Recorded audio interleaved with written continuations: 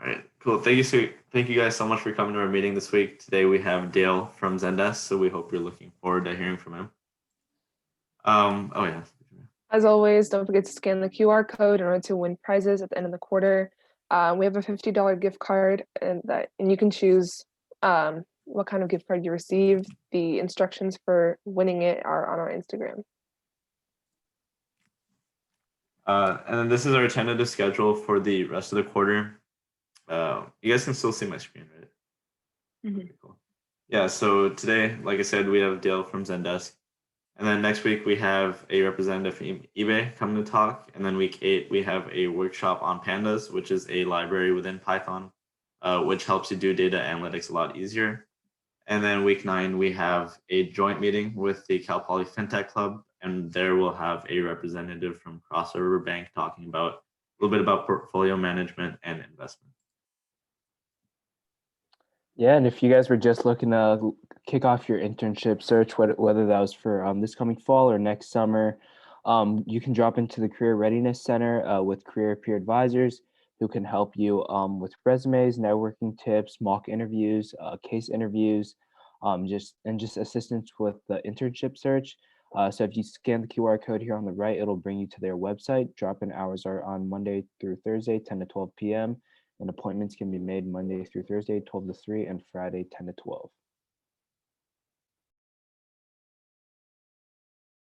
Also, if you're interested in taking summer classes at Cal Poly, they're now out on Schedule Builder, so definitely check your registration appointment because I think those are all out now, as well as the reduced price of $225 per unit, and there's 4 different sessions that they have, so if you're interested in that, definitely check that out on your Schedule Builder and get signed up. And then for sophomores and transfers, if you have not already declared your concentration, the deadline to do so is May 31st. So if you don't meet this deadline, it's going to have a hold on your account. You don't want that. So make sure you stay on top of it. If you're a change in major student, you are exempt from the deadline, but make sure you still do this as soon as you can. All right, so the internship that we're highlighting this week is the Udemy SEO Marketing Analyst internship. So for those of you who don't know, Udemy is a company that offers like courses on various things that you can take. And SEO stands for search engine optimization. So that's just like when you Google something, like where, how far up like your search comes up, that's kind of what SEO is. So for this role, you'll be doing analysis on like large sets of data to try and understand who the customer is, and you'll be doing SEO stuff on top of that. So if this sounds interesting to you, definitely check it out. The deadline is May 31st, so it's the end of the month. And yeah, the link is in the chat. And as always, feel free to contact us, whether that's through Instagram or Gmail. Our Instagram handle is @CalPolyQuack, where you can DM us privately. Our Gmail is cpquack@gmail.com. And if you scan the QR code on the right here or click on the mailing list in the Zoom chat, it'll bring you to our mailing list that'll help you get caught up on all the events that we have in the future. Perfect. And also, if you have not joined our Slack channel yet, make sure to do that as well. The link for that is also in the Zoom chat. Our Slack channel just gets you caught up on everything and lets you interact with all the fellow Quack members as well. We post internships as well on there, so make sure to check that out if you haven't. And lastly, to view past recordings of workshops, meetings, or speakers you might have missed, make sure to check our YouTube channel in the chat as well. This will help you see anything you missed, and if you really want to get caught up. So yeah, make sure to check that out. And here at Quack, we're open to suggestions. And so if you have a suggestion for us, or you'd like to see something change, or just something added this quarter or next quarter, definitely let us know through our suggestion box. And you can access the suggestion box by scanning this QR code or the link in the chat. Cool. And then today we have Dale from Zendesk. He's the Senior Manager of CX Analytics. So I will let Dale take it away. All righty. Hey all. So super easy for me to just chat randomly. And then when I'm actually put on the spot, I get nervous and all that fun stuff. So that never will go away. Don't worry if you're already nervous talking in front of people. You could be a manager for years and years and years. It'll still be there. It'll just be slightly different. And actually, is it possible to do not having the slide up, but actually being able to just see everybody's face in a big old Right. gallery view. I always like that. All right. That helps. Hello, everybody. So I'm Dale. Technically, my title has changed yet again. So the number one thing I will say about analytics anywhere and everywhere is it's constantly going to change. And I love the field because of that. So I'm technically now the Senior Manager of Enterprise Insights. I think that's what we're calling ourselves. We recently got a new VP, and with any new VP, you tend to completely reorganize how you were doing things. My preference in the format, though, is really to open it up to each of you to feel free to ask questions. I can prattle on for an hour about my background and what I've done and what I see in the world analytics, but I've always preferred a more organic flow. So I'm more than happy to open it up to questions, and then we can just have a conversation, go from there.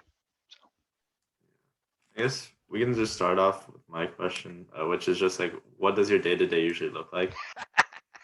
I know it's a pretty stereotypical Okay. question, but it might give a good idea of what you do. If you want, I can share my Google Calendar right now. You can see all the meetings I'm always in. Yes. So I am a manager level employee, which basically means I'm in meetings all the time. So as you're building out your career in analytics, do look for the things that you actually enjoy doing. Because if you don't enjoy being in meetings 50 to 75% of your day, you do not want to go into leadership. Trust me on that. No matter how much else you enjoy the paychecks and all that fun stuff, you just don't want to be in that role if you don't like meetings. My day to day actually is pretty varied, and I like that. Again, I alluded to this in an earlier chat we were having, but I'm not an overly structured person. So I've done a variety of those personality assessments and work assessments and strength finders and all that stuff. And they basically say I'm a screwball that loves to critically think about things, has no sense of organization, loves to bounce from idea to idea, and pull all these disparate things together into something that actually makes sense to people. So I have worked very hard in my career to find a role in a company where that is actually a strength. And because of that, my day-to-day is absolutely nutty. Right now, we are working on a major project to implement a new version of our own software for internal use. We do customer service software, and we're rebuilding the instance that has been around for literally 12 plus years since we first started as a company, and creating Z2, the next iteration of our Zendesk software for our internal use. And because of that, I'm spending a great deal of time in planning, defining metrics, KPIs, dimensions, figuring out how they'll work together, which things we actually need to ingest, and how to curate that data, how to set it up in the right way so that it flows effectively into our systems. And then, thank goodness, handing that all over to people that actually enjoy doing data ingestion curation, because I don't, and figuring out what the dashboards, the visualizations, the analysis will actually look like both before and after. So, and then I recently, good state to be in, but I've had 2 promotions off my team recently, which also means I'm flying solo. So I'm handling everything. I was working on a SQL query to establish a good communications request earlier today, while also attending a meeting on this Z2 project, while also handling some Slack communications relating to questions on one of our Tableau dashboards. So that's pretty consistent with how my day looks. And then having one-on-ones with people and helping to develop various people across multiple teams, not just my own. Could you tell us a little bit about like your background and how you ended up at Zendesk? Yep. So back in the day, I wanted to be a doctor. So bad. And from about the age of like 7 or 8, I knew I wanted to be a medical doctor. But I also have a blood phobia and knew that. So I watched a lot like Freddy Krueger and Jason, all these great movies to hopefully desensitize myself to blood. And it worked great with a few exceptions. Pricked fingers, drawing blood, having blood drawn freaks me out still. I get faint even to this day. So I got my first degree in psychology because it was a nice balance to the pre-med program. It fit within that program, but also was a field of interest for me. I knew computers, I knew business, but I really didn't know people, and still don't, quite frankly. And because of that, I got exposure to statistics, quantitative and qualitative analysis, things like that. There was not any kind of analytics program back when I was in college in the bygone era of, I think I was still dirt farming or something like that back in the day. And so one thing led to another. I realized I wasn't going to spend $100,000 to $200,000 to realize I couldn't get through even a pre-med or a medical school program with the blood that you had to deal with. There's my dogs. They will make frequent visits into this meeting. So I went into psychology, started working as a domestic violence counselor, and then my career just bounced. Like, I became a ball in a pinball machine and ended up working for America Online. Got into my first leadership role there at a young age, and ended up doing a lot of the performance analysis and things like that, while also being a supervisor to teams at America Online. And if you don't know what America Online or AOL is, that's fine, because I get blank stares on that every now and again. It's like, oh yeah, that was from about 20 years ago. So that evolved into kind of a pseudo analytics role, but mostly a management position. And when AOL sort of went under, the company still technically exists. I think it just got sold to somebody. I ended up working for Wyndham, which is a major hotel and timeshare company. And after about a year and a half with them, I actually got into a true analytics role, started at the ground level as a performance analyst, doing a lot of work in Excel and spreadsheets, and then getting experience with relational databases, and then getting experience with this, that, and the other thing, and just kind of kept growing in that position. I knew how to translate data into insights, into actions, which was very important for me personally and in my career, and is something that I highly encourage if you're in a front-facing analytics role to focus more on. If you're doing data ingestion, curation, developing data sets, working on ETL, things like that, don't need to worry about insights to action. You're translating business requirements into how the data can actually look. But if you are in a performance analysis, reporting analysis, operational analysis, any of those types of roles, it's all about what can you actually deliver at the end of the day. And so while there were people that were definitely more technically skilled than me, had degrees in computer science or statistics, I tended to be more successful because I could understand what the business was looking for and then how the data informed that and what decisions could be made based on it. And then eventually I became here. Kept bouncing. So you talk about how it's like important, I guess, to turn data into insights and then, take action from that. So when we're, I guess, starting in a company, we're new, we just got hired, do you have any recommendations on like, how do we go about that? Like, how do we, I guess, recommend things without overstepping our bounds, I guess?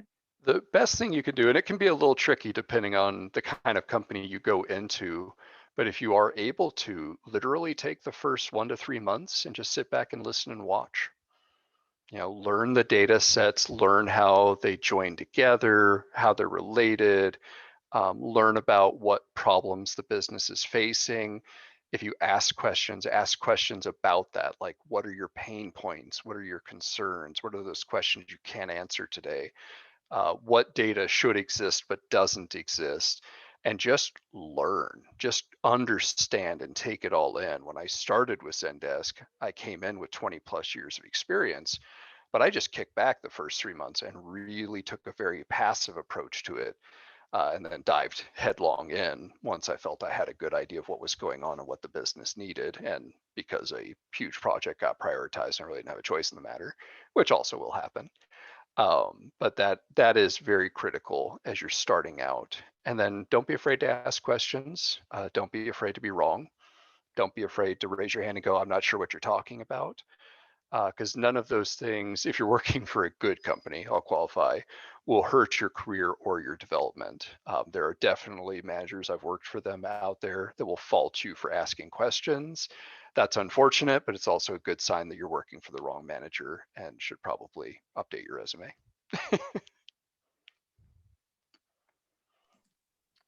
Yeah, as a manager right now, would you say COVID has made your job easier or harder? Because I know during COVID we found that a lot of jobs can be done virtually, while Yep. some jobs you have to go in the office. So yeah, has that kind of made your job easier or harder for you and your those below you? My job and the jobs of my peers and analysts, I feel, have actually gotten a lot easier. The biggest drawback, there are people that legitimately like to be around other people. So if you're more extroverted, you get energy from being around people and having dynamic conversations. It's definitely harder. Me, I'm an introvert. You could lock me. I mean, I've been locked in this house for the better part of the last year and a half. And I joke, I've been training my whole life for this. So it worked out very well.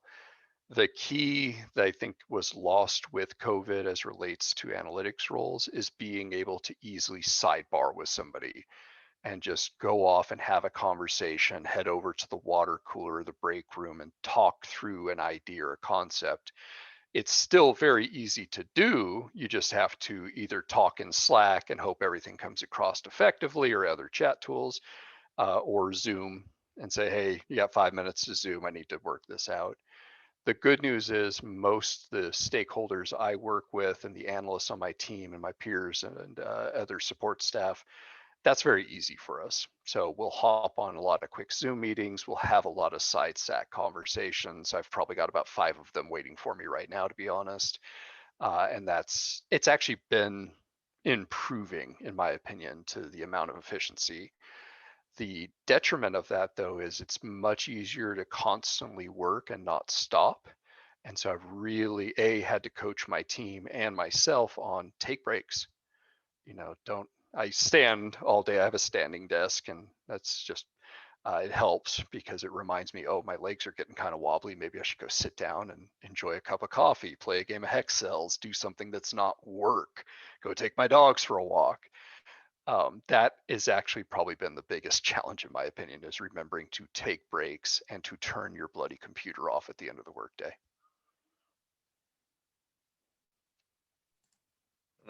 So earlier you mentioned actionable insights like early on in your career. Oh yeah. Did you face any resistance from like your managers or whatever when? In every role I've ever had, yes. Yeah. Okay. And then I guess my follow-up question is like, how do you usually deal with that or try to Yep. make them understand what you're trying to get at? Ultimately, it's really about letting go of the ego and knowing, yeah, I've provided them great actionable insights and it's up to them to listen or not. I work for a stakeholder group right now, and it's recently gone through a reorganization of its own.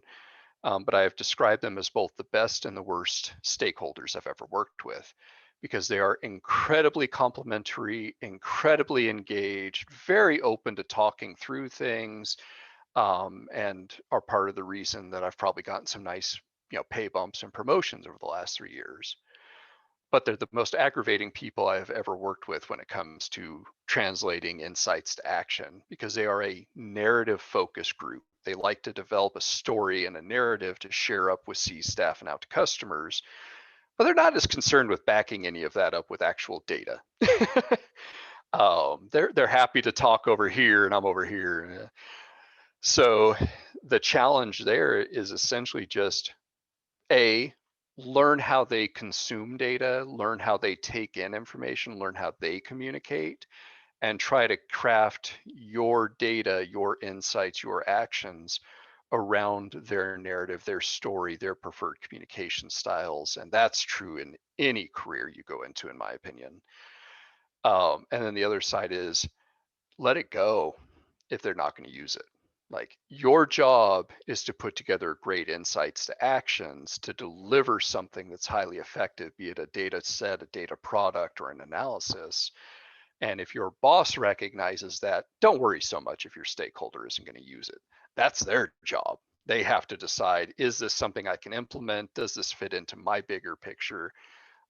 It's frustrating as all get out, but yes, you are going to run into situations where you will provide the best, most comprehensive and clear, actionable insights ever and get blank stares back. And I appreciate that, but we're going to go in a different direction.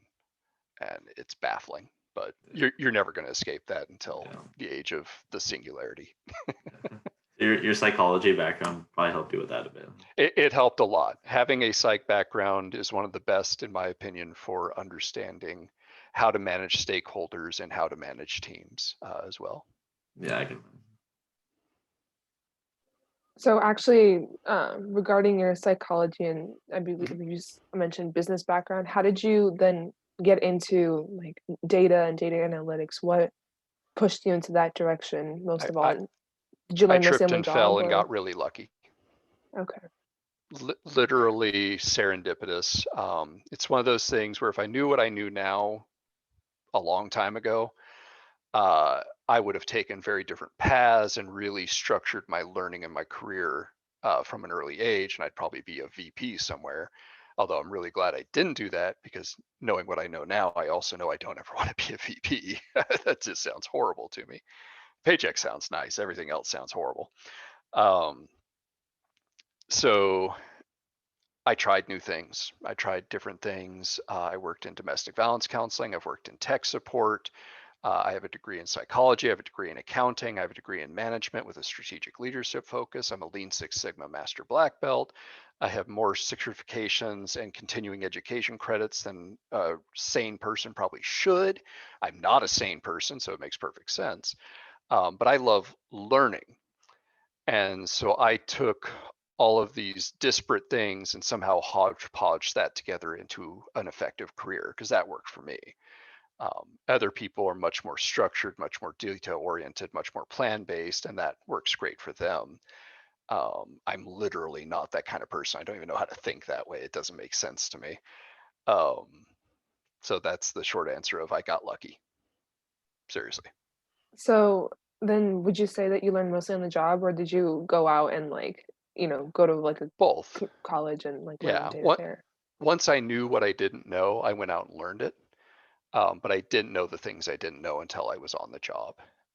And literally the first true analytics job I got, I didn't even know I was interviewing for it at the time, which is also a good lesson. You're always interviewing, always. So you're going to say stupid things. You're going to do stupid things. Don't sweat the fact that you make mistakes, but know that you are always interviewing with someone somewhere, somehow. So I'm in a room with a director. And we're just talking. We are just having a conversation. And he's steering the conversation without my naive brain realizing what he's doing. And apparently I answered the questions in the right way and engaged from an analytics perspective. But at that point, I knew how to use an Excel spreadsheet. I was 27 years old, 28, and that's it.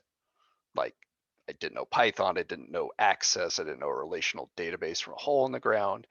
And so I realized those were things I didn't know. And thankfully, I have a passion for learning and the ability to retain information very quickly. So I was able to build a career from that. But I came in with very different strengths, and I leverage those strengths. And actually, that's a good point. Figure out what your strengths are, figure out what you like to do, and focus on that. Don't worry about the things that you suck at unless you really enjoy doing them. Build up your strengths, build up what you're good at, focus on that, and find a career that will leverage that, because you will be much, much happier, and so will anybody in your life. Trust me on that too. I've had bad jobs and everybody around me suffered because of it. And then B, you'll enjoy life more, you'll be more successful, and you'll be able to grow your career and yourself much more effectively.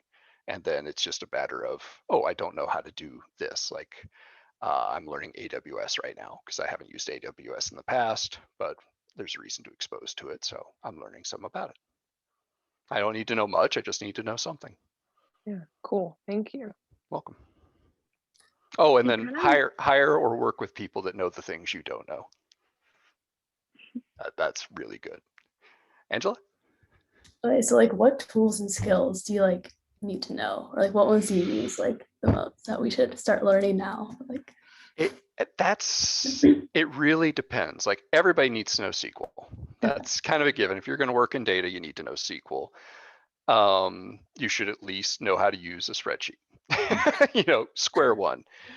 After that, it's really dependent on the company you're working for and the job you're doing. Okay. At this stage of my life, I know Python, I know R, I know Tableau, Oracle BI, I know most of the BI systems at this point. I'm more surprised when I learn about a BI system I haven't played with in the past. I know SQL front, back, and sideways, or at least for how I need to use it. But I don't know the first thing about ingestion engines and platforms. It's not important to me. So find out what are the tools, go out there and go, ooh, this sounds like a job I like. And do a search for those jobs, and then just look at all the different tools, coding languages, processes that they use. Because I guarantee you, everyone has their own proprietary something or other. And sometimes they're great, and sometimes they're very frightening. I once worked for a Fortune 500 company. It was shortly after I had earned my Six Sigma black belt, and they hired me on to re-engineer and process improve their BI system, because their BI system at the time was a lot of Access databases and then even more Excel spreadsheets that were all linked together.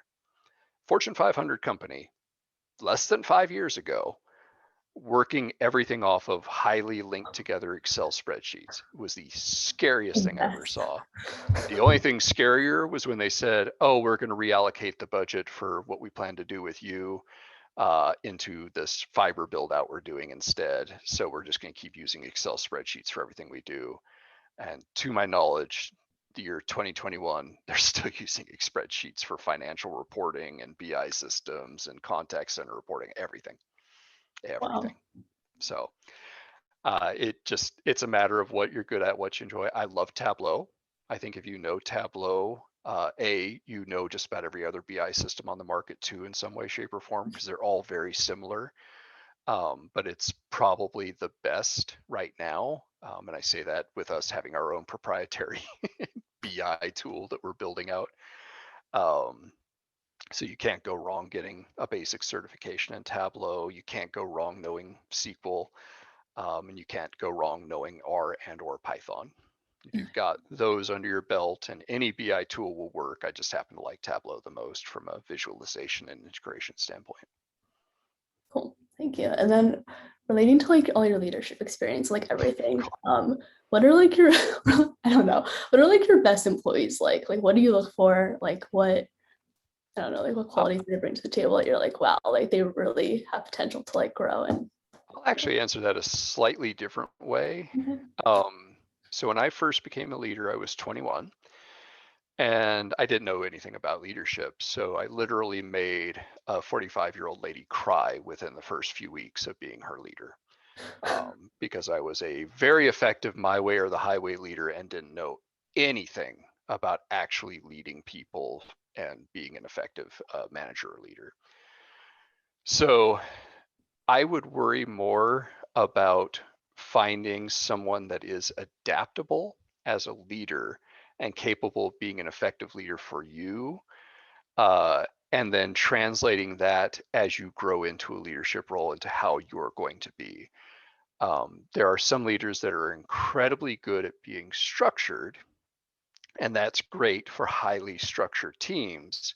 But the instant you throw somebody like me on that team, we're going to butt heads, and it's going to be very difficult. And I would expect the leader to be able to adapt to my style more than I should adapt to their style if they are a good and effective leader. That being said, I have worked as a leader in both entry-level positions where people were coming in out of high school or college and starting their first job, and I've been a leader in the professional industry, working with analysts that have 5 to 15 years of experience under their belt. I definitely prefer the latter group. The most important thing, show up and get shit done. You're going to need to, if you are a leader, you're going to need to develop your team. That should be one of your number one priorities, is developing people into the effective skill set, and then recognizing what their strengths are and focusing on those strengths, because that's where you'll get the most bang for your buck out of the people and where you'll usually make them the happiest. So yeah, I hire somebody that's good at the job I'm hiring for. Right now, I'm literally hiring for a senior analyst on my team. One of my analysts got promoted into management. I tried to talk her out of it, but she was insistent.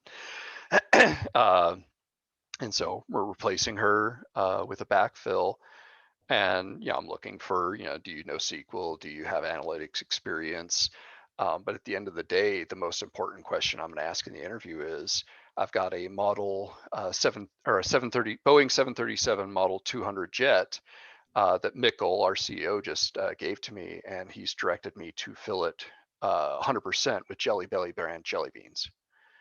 And it's fully loaded, it's ready for flight with passengers and all that, but there's not going to be anybody in it. He just wants to fill it up with jelly beans for some asinine reason. And so how many jelly beans do I need to buy? Because we have a budget, we need to stick to it, but we need to let them know how many. And just that's the question. That's the question that tells me, is this somebody I should actually hire on the team? Because some people just freak out. They're like, oh my God. And other people are like, oh, okay, well, look at the area and the dimension and figure out, the size of a jelly bean. Where's that? And other people are like, 30,000. Give you a hint, that person doesn't get hired. So it's more about, how do you think, how do you operate, how do you approach a problem, especially one that makes absolutely no sense? Because in analytics, you're going to get a lot of problems where you're like, why is somebody asking me for this? This makes no sense. Sometimes that's because you built them a beautiful database and or visualization system, and you're like, the answer's in that system. Why don't you just go use it instead of asking me? And then sometimes it's because, wow, that's the craziest question I've ever heard. But that's the person I want to hire. I can look at your resume for 5 seconds and go, okay, you've got Tableau, SQL, this, and this. Great. I'm going to assume you know what you're doing with those things. I'll test it. I'll give you an analytics challenge to make sure you're not just blowing smoke. But at the end of the day, I hire people that can critically think and operate and seem to fit in well with the culture. Cool. Yeah. How many hours do you work a week? I really try to work less than 45 hours a week. Okay. That being said, I've worked for plenty of companies that were more than happy to let me work 80. And if I actually tried to get everything done that is in my backlog, I could easily fill up 80 hours a week and still have a backlog. So the importance there is, make boundaries. And if the company is not accepting of your boundaries, find a new company, because analysts and data scientists and people that are good at curation are in high demand constantly. So it's easier for you to find a better job. Don't be an ass about it. Don't just quit out of the blue and be a jerk the whole time, but find a new job. So, yeah. And if you like, there are workaholics. I've worked for workaholics. I've been a workaholic. There was a time in my life where working 65 hours a week fulfilled me. And if that's your thing, do it. Knock yourself out. But make sure it's fulfilling you and that you're actually enjoying it and that the rest of your life doesn't suffer. Because while I was working those 65 hours a week, I got divorced. So, there's pros and cons to everything. And I'll give you another hint. I didn't get any promotions working 65 hours a week. I've gotten 2 promotions working 45 hours a week and being good at what I do. You're happier. You can walk your dogs now. So Exactly. Exactly. Cool. Thank you. Just work smarter, not harder. It really is. And it's not about trying to become more efficient in what you're doing, but really making sure you set good boundaries. People ask me, hey, I need this data. How long do you think it'll take? I'm like, well, if I can find it really easily, it's going to take 5 minutes. If it have to look through 50 different data sets, it could take 2 weeks. So it'll take me between 5 minutes and 2 weeks. Does that work for you? Yeah. I guess other people got to be flexible too. Yeah. And the good news is, once you've learned the data, the tools, the questions you're commonly going to get asked, you're going to get really good at estimating how long it's going to take you to find things, even stuff you're not even sure about. Mm-hmm. But yeah, I get asked questions. The other thing is, and best word you can learn, a lot of people learn this around the age of 2 and then forgot it. No is a great word. What I would recommend and how you say no, though, is, I can definitely do that, but here's what I won't be able to do if I do that. And it is always a trade-off. You do literally only have the same number of hours in a week as everybody else, 168 last time I checked. If you find more hours, please let me know how you did that, because my mother wants to play more World of Warcraft. But otherwise, you have 168 hours a week, unless I'm so tired from my COVID shot the other day that I'm losing my mind. And you probably want to sleep for about 56 of those hours, give or take. So yeah, plan out your work and your week effectively so that you are doing the important things And it's important to your stakeholder, not necessarily to you. So there's a trade-off there as well. Sometimes you got to do the important stuff for you. Most of the time, you got to do the important stuff for your stakeholders, your customers, your clients, whoever that may be. I'm kind of curious, like what parts of the company culture at Zendesk keep you there? Like why do you stay there? Why do you like it? The things I've learned in my career, it's the boss. I work for one of the smartest, fastest bosses, and we're similar in some ways, but different in other ways, but I can learn from her. And I don't hate working for her. And I have hated working for some of the bosses. I have a little mild PTSD from some of the bosses I've worked for. She's excellent. And then right after that, I liked working with the people I work with. They're fun, they're entertaining, they're good to talk to, they're problem solving. Those things would all keep me at Zendesk. I will say of Zendesk and of startups in general, the pay is great. They offered me the job and I'm like, okay, I'll negotiate up my salary. And they offered me a salary that was like $5,000 more than I was going to negotiate up to. So it's like, okay, well, I'll negotiate up my PTO. And then they offered unlimited PTO. And I'm like, okay, fine, I'll take the job. Compensation is great. Money is great. You definitely want it. I guarantee you, I've been poor, I've been not poor. You don't want to be poor. It's not as much fun. But yeah, the boss is number one. And then the people you work with are number two. And the nice kombucha snacks you get if you're in the office, things like that are cool too. But Yeah, on the flip side, what are some kind of obstacles or difficulties you've had with Zendesk, or some parts you might have not liked too much? I could easily go back to the stakeholder group, and probably the biggest obstacle I've had is getting people to engage with these new data analyses tools, products that I've built for them, and legitimately use them. I get kind of a weird physical reaction when I think people are lying, and that's been very painful sometimes because it's like, no, the data says this. I don't care how you want to craft it for your C staff. The data says this. But ultimately, it again comes back down to like, there are people at Zendesk I hate working with. We don't click, we don't get along. And unfortunately, sometimes we do have to work together, and it's painful. It's hard. I go home at the end of the day, quote unquote, exhausted. But most of the time, I work with people I'm very engaged with. I do work that I enjoy, and it makes my life very easy. And I understand what energizes me versus what drains me. I can do structure and organization and creating nice dictionaries and things like that, organizing data in beautiful ways. But I also recognize that at the end of that week, I'm going to be much more tired than the end of the week where I'm building fabulous Tableau visualizations or providing a complex analysis of performance in CSAT.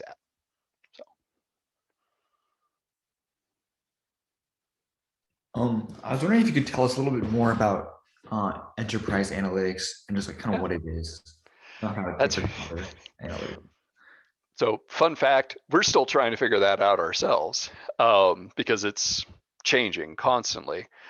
My understanding and the way I would describe it is there are in-function teams, sales analytics, marketing analytics, finance analytics, and they are very focused on the operational side of the business, the day-to-day, week-to-week, quarterly business review, long-range planning, but keeping that business operating at an optimal level and functioning effectively.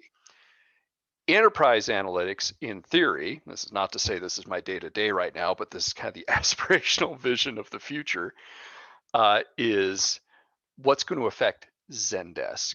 If we pull this giant lever over here versus this giant lever over there, which one's going to have the better impact, and what are the up and downstream impacts of those? Which consolidated dashboard or package of enterprise insights is more important than the other?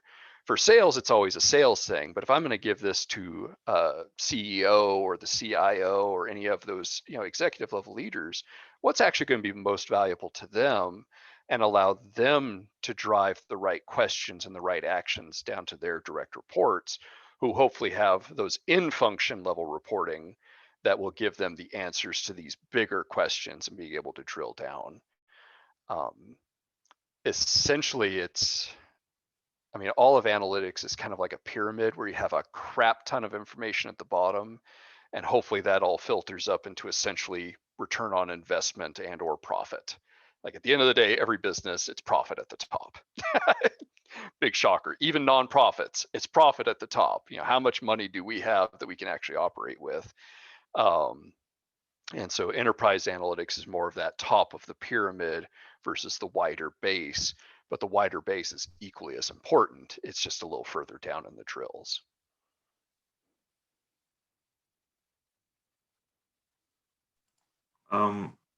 So when we were talking about the AI thing, I think it was before we started recording, but I guess my bigger question is, where do you see analytics going in the future, near term and yeah, we actually were just doing some trend assessments around that, looking at like what people are anticipating over the next 4 to 5 years. And a big part of AI in relation to that is being able to program AI in such a way that it can answer these more business intelligence questions that we're doing more manually today through that system. So rather than being the analyst who identifies and understands the business purpose and the question they're trying to answer, and then finding the right data to do that, figuring out how we can train an AI model to do that for us. I don't actually know what that will look like in reality. My big focus is around like, how do we better incorporate business intelligence across all of these different systems? We've got Salesforce, we've got Zendesk, we've got Tableau, we've got all these different tools and data repositories that are out there, and we have the EDW and the data lake, and just it's all such a big hodgepodge. How do we really consolidate that into direct insights that people can self-service on more effectively? One of the best things you can do as an analyst, besides insights to action, is figure out how to automate yourself out of a job. And I think that trend is going to continue and probably become more robust as AI becomes more dominant, up until it becomes fully dominant in 2045-ish, and we all are fighting Skynet. Yeah, because that was gonna be my follow-up question. Like, where do you see analysts going once that becomes a thing? Yeah, I mean, it's much like any other industry where, you know, we're no longer the ones building the cars, we're the ones building the machines that build the cars. Yeah. And then we're the ones that are building the machines that maintain the machines that build the cars. That will probably be true of analytics as well as it evolves. I mean, I've been working professionally for about 21, 22 years now, and analytics wasn't even a thing. I mean, it existed technically, but it was a science term. Yeah. Scientists did analytics, statisticians did analytics. Businesses didn't do analytics when I first started my career. And that has evolved a crap ton in the last 20 years. And much like cell phones, I expect that trend to both continue and speed up, such that, you know, in the tail end of my career, which, boy, I'm really hoping is only 10 years from now, I am programming AI and ML models a lot more than I'm actually building visualizations or conducting analysis. I think that's how things are trending, but I can't definitively say. And then that's also a matter of the maturity of companies, because some companies like Google and Facebook are already doing a lot of that. My startup sure as heck isn't. We've only had an analytics team for about 4 years now. And then there are companies, again, like a Fortune 500 company I used to work for, that's still probably using a bunch of linked Excel spreadsheets. So there will always be gradients in that, figuring out where you want to fit in. And that's a good point on my career. I know where I fit in the data maturity model. I'm the guy that comes in when things are the Wild West and helps turn it into something that's organized and makes sense and people can self-service and identify from, i.e. automating myself out of a job. And that's the niche that I've built my career in. I'm hoping to expand that and start doing new things, but the last 10 years of my life, that's basically what I've done. I've come into a company, they were the Wild West, I got them to a point where they could pretty much do everything on their own, and then I went to a new company. And I just kind of bounced around like that and had a blast. It was fun for me. And then the only reason I'm not still doing that is Zendesk is just great. they're really a good company. So that's not me being a recruiter or anything. I top 10 companies I've ever worked for. And by that, I mean, they are the best company I've ever worked for. And I've worked for some doozies. How long have you worked there now? I am going on 3 years. In fact, I'm just shy of my 3-year anniversary. Okay. And where is it based out of, or where do you? Technically San Francisco, but we're worldwide. Okay. So, and then anywhere in the United States at this point we can hire. Nice. My boss even said, yeah, I don't care if they're working in Japan or Hawaii or wherever, you know, as long as they can handle the time zone difference, that's on them. You can hire anybody you want. Cool. Yeah, and this question is more geared towards like us college students. What's kind of 1 or 2 pieces of advice you could give us who are kind of going into our first internship or our first full-time job right after college? Yep. 2 most important things to do, and this will be true throughout your career, but understand the situation and what the problems and pain points are, and then add value by fixing them. You know, understand, add value. Understand, add value. Take time, be slow at first. Ask a crap ton of questions. Be the annoying I'm asking too many questions person. You know, start out with the silent person in the corner that's just observing. And then once you know enough to ask a lot of annoying questions, ask a lot of annoying questions. And then once you're good enough to actually understand the problems and get some ideas on the solutions, add value. Figure out how to drive actions. If you do that in any career, you will be successful. Not even just analytics, just anywhere. Do those things. Except Hopefully sales. paid. Just add value right out of the bank if you do sales. Yeah. Don't do sales. My brother's a salesman. He's really good at it. Don't do sales. Noted. Is there any other questions? Because I know we're getting short on time right now. And I am always happy to chat if anybody wants to reach out. Michaela's got my information. And I'm happy to answer questions. I'm very good at random asides and things like that.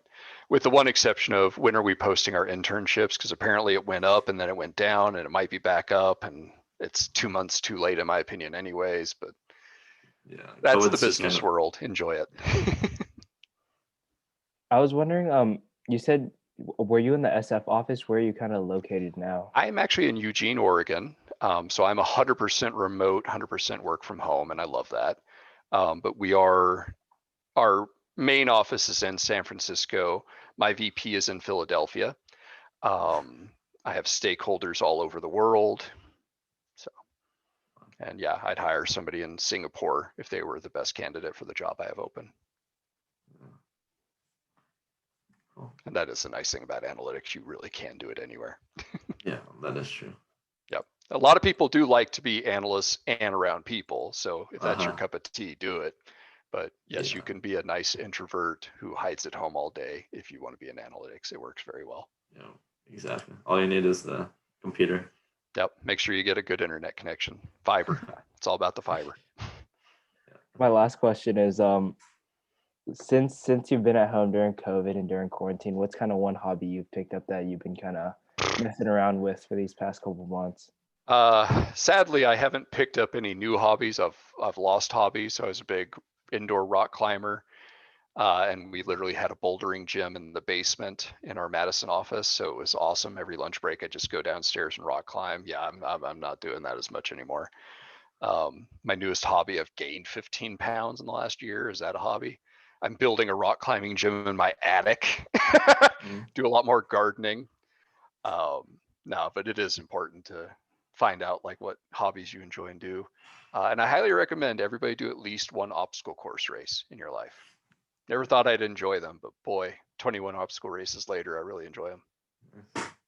Might put on a wipeout for QUAC members. Yeah, wipeout's a good one. I like Tough Mudders. Tough Mudder is my jam, but they've probably changed in the last few years too. Yes, a little bit more intense. Well, they got bought by Spartan too, so I'm sure they've become slightly more Spartanish. Yeah. All right, cool. So yeah, it's 12 o'clock now, so I think we'll wrap up. Sounds good. Thank you so much, Dale, for coming.